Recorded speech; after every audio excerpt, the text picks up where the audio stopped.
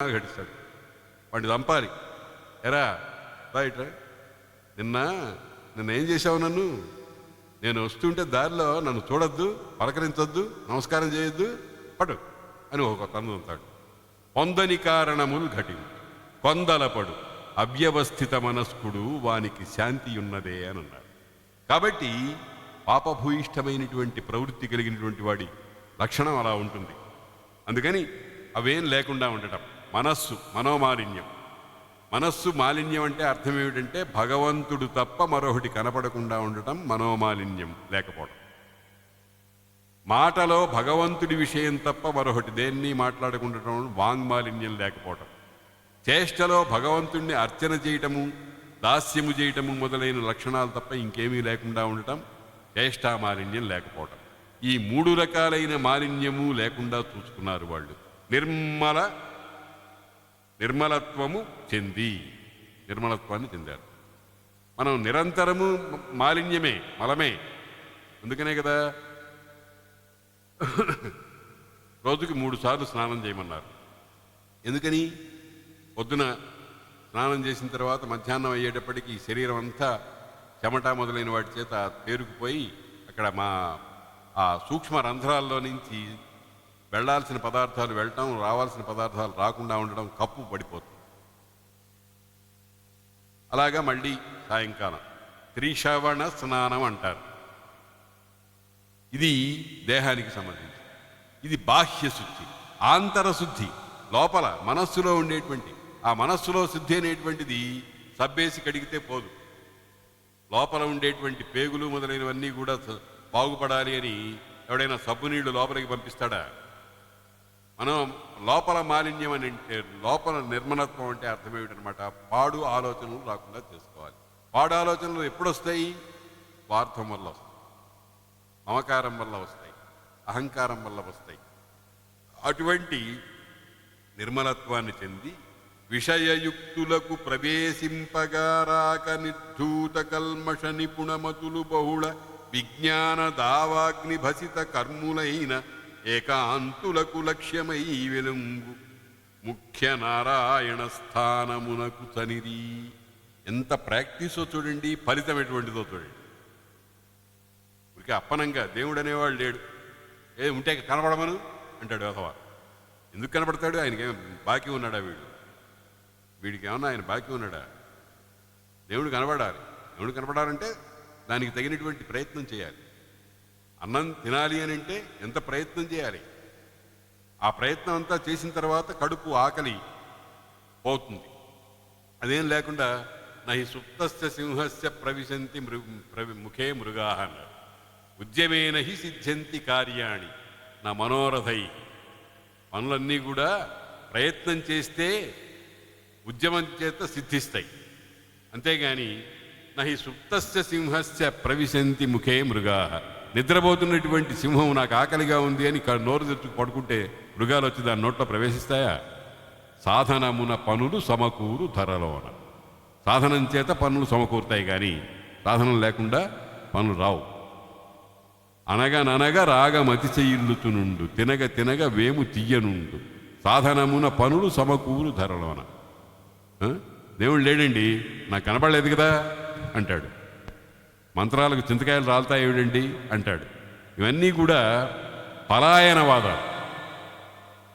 ఒక పని చెయ్యలేక, ఒక పని యందు నిష్ఠ లేక, ఆ నిష్ఠ నుంచి తప్పించుకుని ఎవరి మీదనో నేరారోపణ చేయటం కోసం చేసేటువంటి మాటలే కానీ ఇవి సరైనటువంటి మాటలు కావు. అందుకని చూడండి ఎంత ఎంత ప్రొసీజర్ చెప్పారు. ధర్మరాజు ఏ రకంగా బాగుపడ్డాడు, తక్కిన పాండవులు ఏ రకంగా బాగుపడ్డారు, ఆ బాగుపడేటువంటి స్థితి ఏ రకంగా ఉంది, దానికి పెద్ద ప్రక్రియ, ఒక ఆచారం, ఒక పద్ధతి, ఒక యోగ అభ్యాసం, వీటన్నిటిని చెప్పి ఏం చెప్పాడు? నిర్మలత్వమును చెంది విషయయుక్తులకు ప్రవేశింపగారాక. విషయములంటే శబ్దస్పర్శ రూప రసగంధాలు. దాంతో సంబంధం పెట్టుకున్నటువంటి వాళ్లకు ప్రవేశించడానికి వీల్లేదు. అక్కడ తలుపులు బంద్ రావు. నిర్ధూత కల్మష నిపుణమతులు, లోపల ఉండేటువంటి కల్మషాలు పాపాలన్నింటినీ కూడా బాగా శోధించి వడగట్టి చేస్తామే, ఆ రకంగా చేసినటువంటి నిపుణమతులు, మంచి బుద్ధి కలిగినటువంటి వాళ్ళు.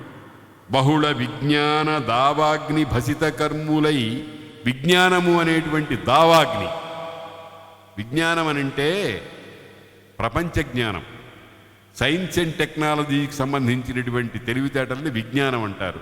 పరమాత్మకు సంబంధించినటువంటి తెలివితేటల్ని జ్ఞానం అంటారు.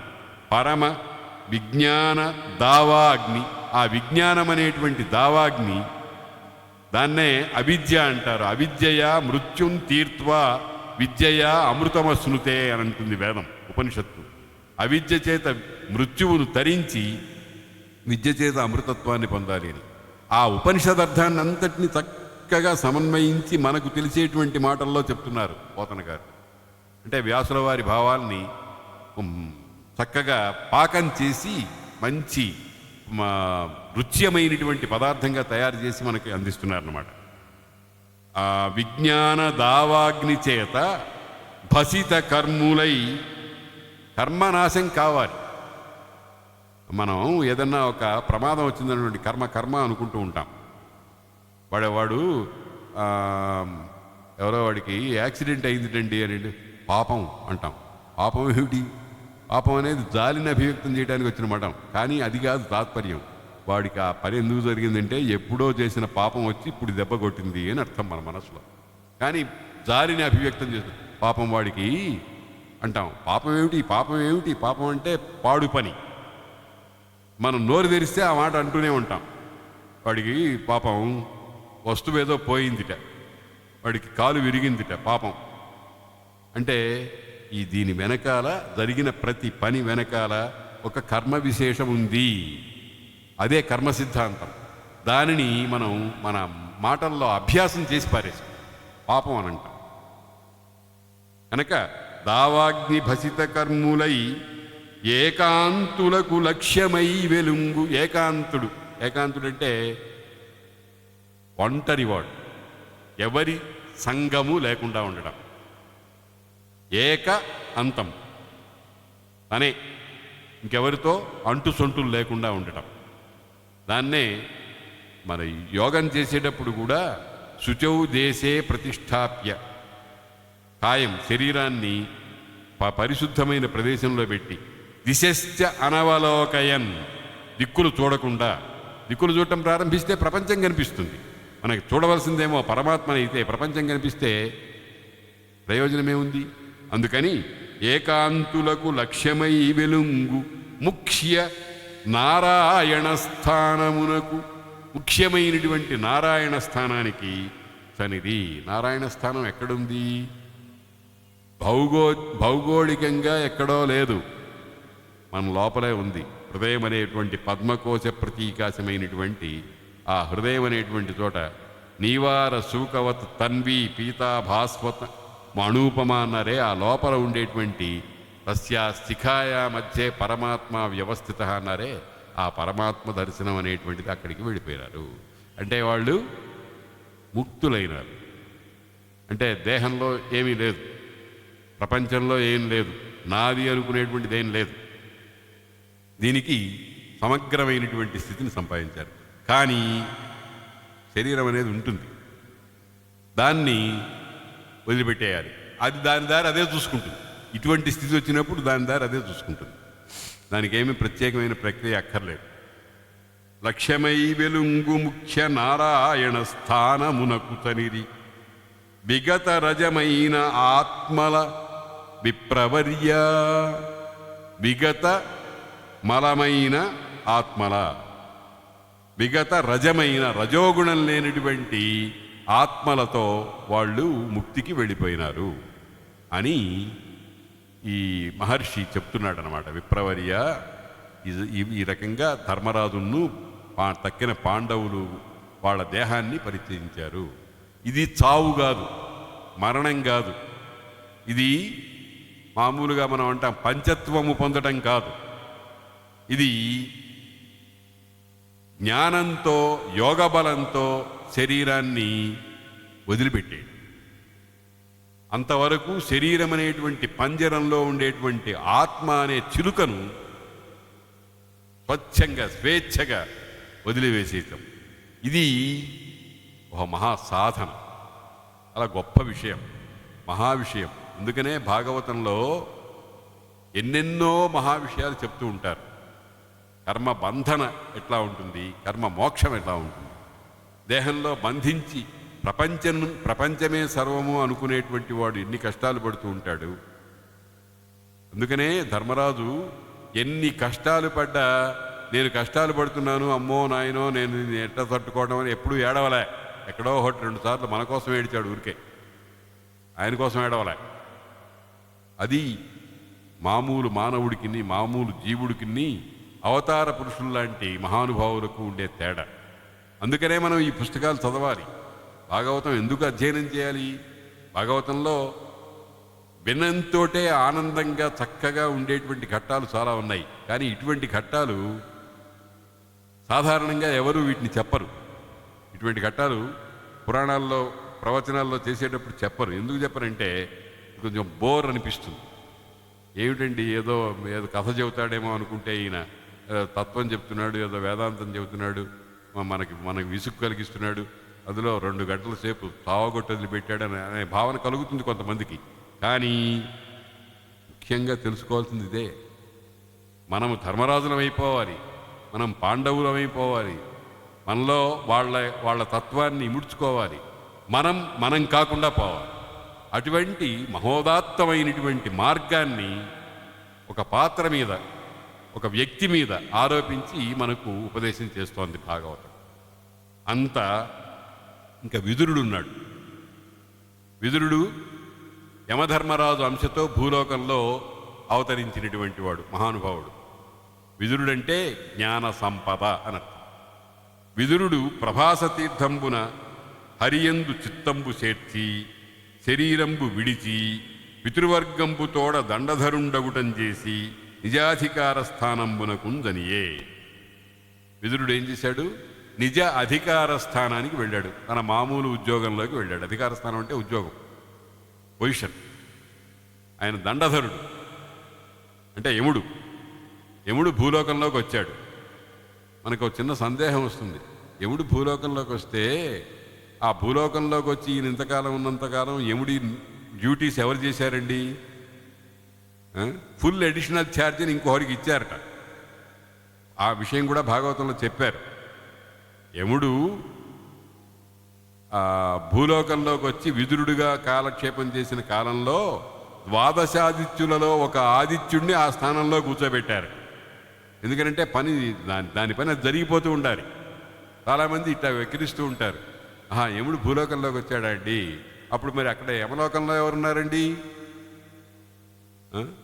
ఓ పెద్ద officer, managing director of factory ఓ 4 రోజులు సెలవు పెడతాడు, పనులు ఆగిపోతాయా? వెళ్ళేటప్పుడు ఈ పని నువ్వు చేయి, ఆ పని నువ్వు చేయి అని అప్పగిస్తారు. అది ఒక పెద్ద వ్యవస్థ, పెద్ద కార్యాలయం.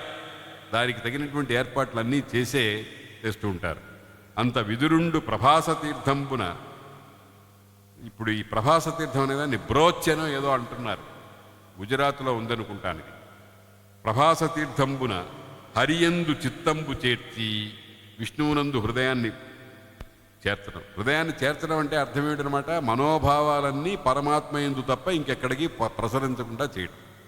చిత్తం అనేది గుండెకాయ కాదు, చిత్తం అనేటువంటి దానికి రూపం లేదు.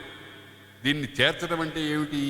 మన ఇంట్లో పాత్రలో వండుకున్న పప్పు అనే పదార్థాన్ని విస్తర్లోకి వేసినట్టు వేయటం కాదు. ఇది సర్వభావాలను పరమాత్మ యందు మాత్రమే ఇంకెక్కడికి చెదరకుండా పెట్టడం అనేటువంటిది. అది మళ్ళీ యోగ విద్యే. దాన్నే ధ్యానం అంటారు. యమ నియమ ఆసన ప్రాణాయామ ప్రత్యాహార ధ్యాన ధారణ సమాధులు అని. ఆ ధ్యానం అంటే అదే. చిత్తంపు చేర్చడం అంటే ధ్యాన నిష్ఠుడై ఉన్నాడు అని అర్థం అన్నమాట. నిజాధికార స్థానంబులకు సరియే ఆ పరమాత్మ ఎందే పెట్టి మళ్ళీ తన ఉద్యోగ ధర్మంలోకి వెళ్ళిపోయినాడు. అంటే ఇది బంధం అని అనుకోకూడదు, భగవంతుడు ఏర్పాటు చేసినటువంటి పని. అందుకనే ఉపనిషత్తులో మాట చెబుతారు, భీషాస్మాద్వాతః పవతే భీషోదేతి సూర్య భీషాదగ్నిశ్చ వాయుశ్చ మృత్యుర్ధావతి పంచమః. ఎవరి పనులు వాళ్ళు చేయాలి.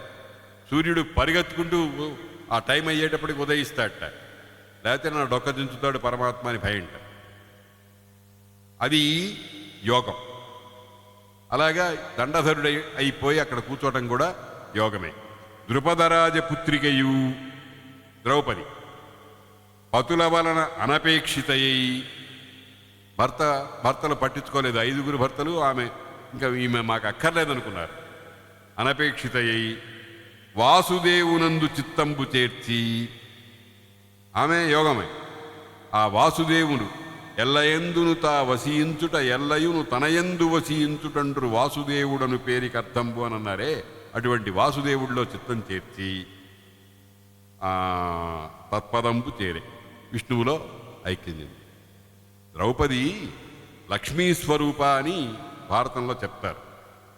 ఇట్లు పాండవ కృష్ణుల ఆ సముపాండురమతిని ఆ యానము పాండురమతినెవ్వడైన పలికిన విన్నన్ ఖండిత భవుడై హరిదాసుండై కైవల్య పదము సొచ్చు నరేంద్ర.